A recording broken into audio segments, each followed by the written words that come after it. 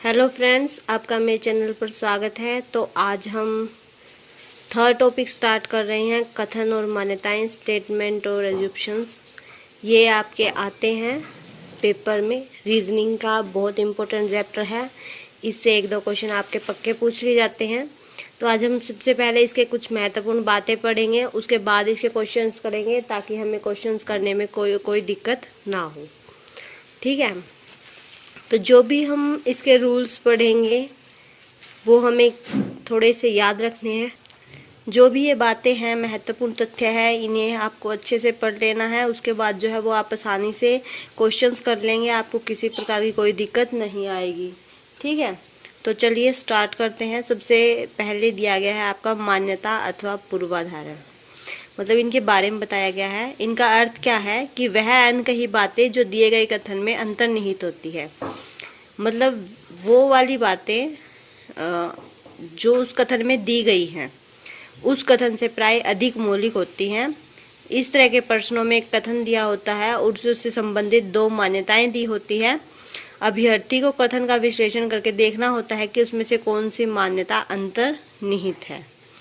ठीक है, तो ये है आपका कि अजम्पशंस मीन्स क्या होता है, वो अनकही बातें या मैटर जो हमें स्टेटमेंट में दिए गए होते हैं वो हमें बताने होते हैं, मतलब वो एक से अधिक मौलिक होते हैं। और जो कथन दिया होता है उससे संबंधित दो मान्यताएं दी होती है और हमें बताना होता है कि उनमें से कौन सी मान्यता जो है वो अंतर्निहित है। ठीक है, सेकंड में क्या कहता है ये कि इस प्रकार के प्रश्नों में एक कथन के साथ दो या तीन मान्यताएं दी होती है जिन पर विचार करके बतलाना होता है कि इन मान्यताओं में कौन सा कथन में अंतर्निहित है।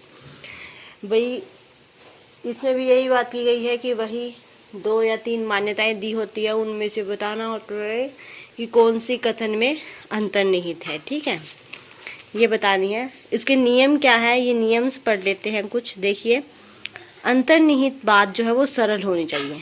ठीक है, जो मैटर है हमारा इम्प्लिसिट वो शुड बी सिंपल, सरल होना चाहिए।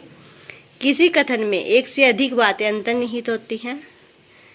अंतर्निहित बातों के निर्धारण में विशेषक शब्द सहायक होता है। विशेषक शब्द जो होता है आपका अंतर्निहित बातों में, वो अंतर्निहित बातों में क्या होता है, सहायक होता है। और जो मान्यता होती है वो कथन से अधिक व्यापक नहीं होनी चाहिए। ठीक है, व्यापक नहीं होनी चाहिए।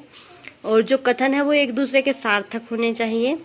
और जो कथन है वो एक के बीच कारण रूप से व्यक्त होने चाहिए। मान्यता और कथन के बीच कारण जो है वो पूर्ण रूप से व्याप्त होने चाहिए, इनके बीच में कुछ कारण होना चाहिए। ऐसी मान्यता होनी चाहिए जो जनहित के लिए किए गए अनुरोध युक्त कथन के परिणाम को व्यक्त करता हो, वैध मानना चाहिए। ठीक है, मतलब कोई भी ऐसी मान्यता हो जो जनहित मतलब सभी लोगों के लिए की गई हो, कथन के परिणाम हो, तो उसे वैध मानना है। अगर कोई भी मान्यता के आधार पर निकाला गया निष्कर्ष नहीं होना चाहिए, मतलब जो हमें मान्यता है कथन के आधार पर, कोई भी मान्यता जो होगी वो कथन के आधार पर निकाला गया निष्कर्ष नहीं होना चाहिए।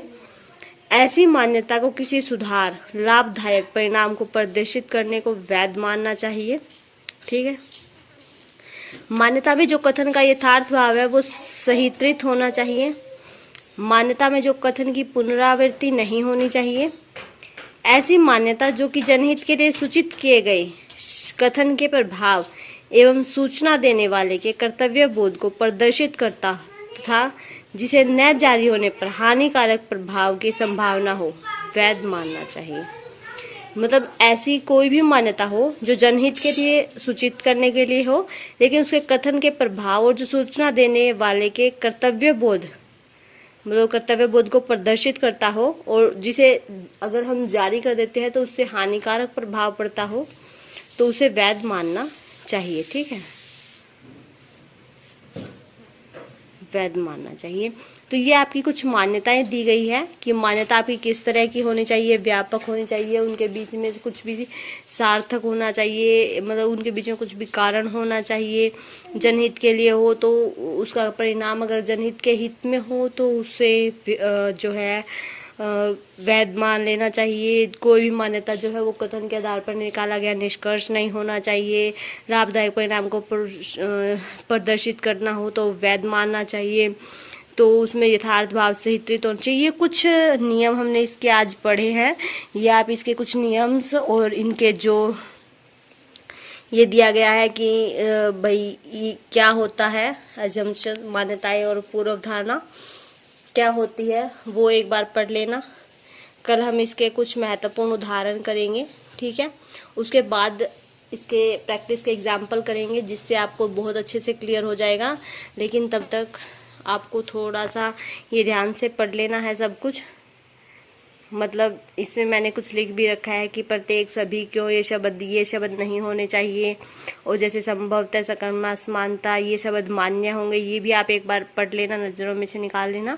आपको क्वेश्चंस करने में बहुत आसानी रहेगी। कल हम इसके कुछ एग्जाम्पल करते हैं। Thanks for watching.